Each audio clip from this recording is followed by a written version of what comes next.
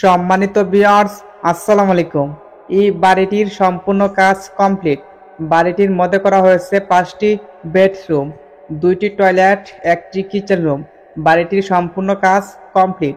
বাড়িটি করতে কত টাকা লাগবে, কি কি মালামাল লাগবে সবকিছু জানতে পারবেন। আজকের ভিডিওটি সম্পূর্ণ না টেনে মনোযোগ সহকারে দেখবেন।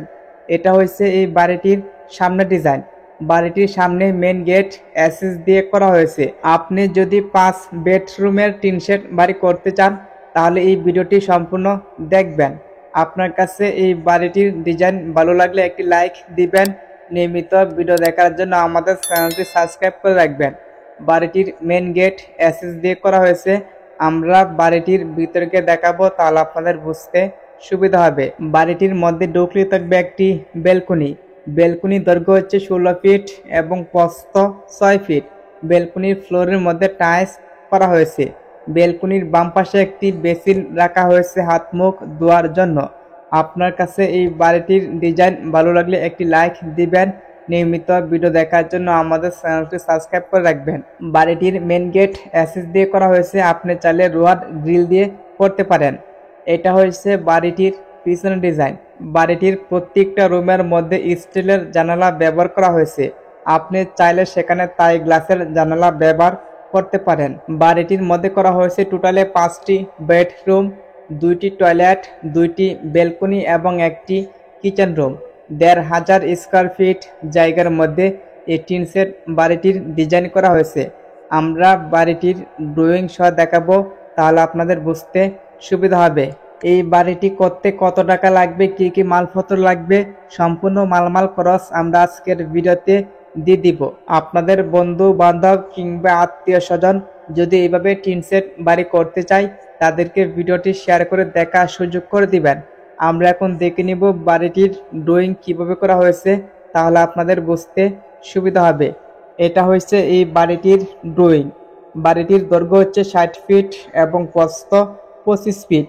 বাড়িটির মধ্যে করা হয়েছে 5টি বেডরুম, 2টি টয়লেট, 2টি বেলকনি এবং একটি কিচেন রুম।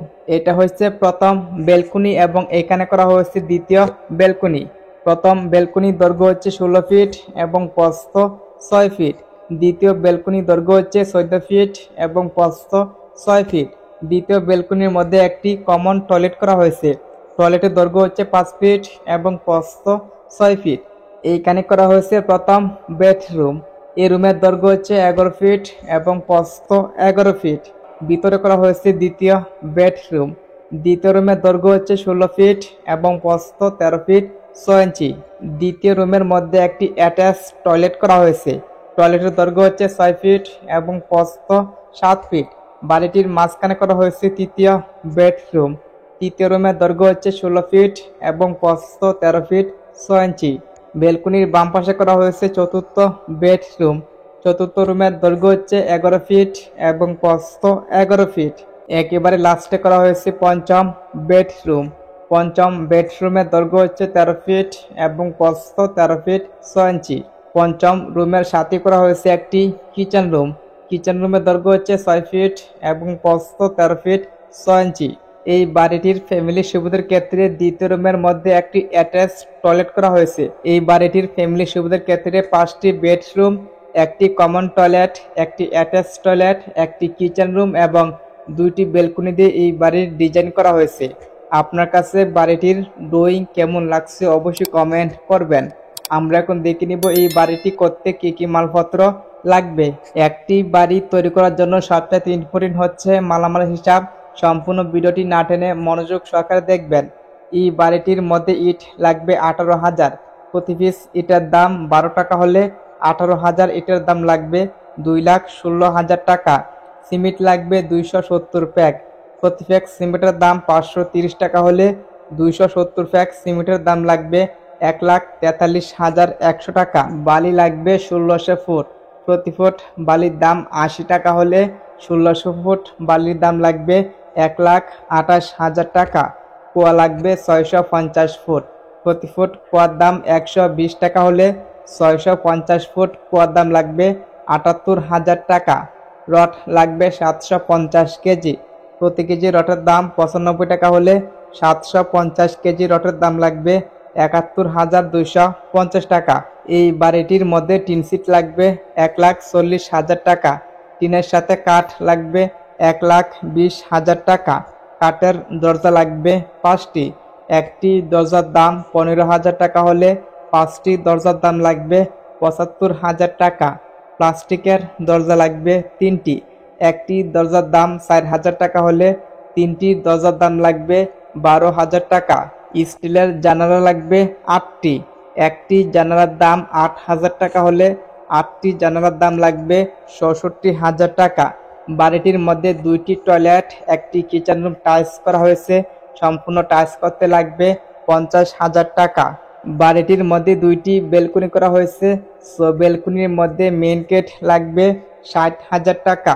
এই বাড়িটি রং করতে লাগবে ৭০,০০০ টাকা। ইলেকট্রিকের মালামাল লাগবে ৫০,০০০ টাকা। স্যানিটারির মালামাল লাগবে ৪৫,০০০ টাকা। সম্পূর্ণ বাড়িটি তৈরি করতে রাজমিস্ত্রির বেতন লাগবে ২,১০,০০০ টাকা।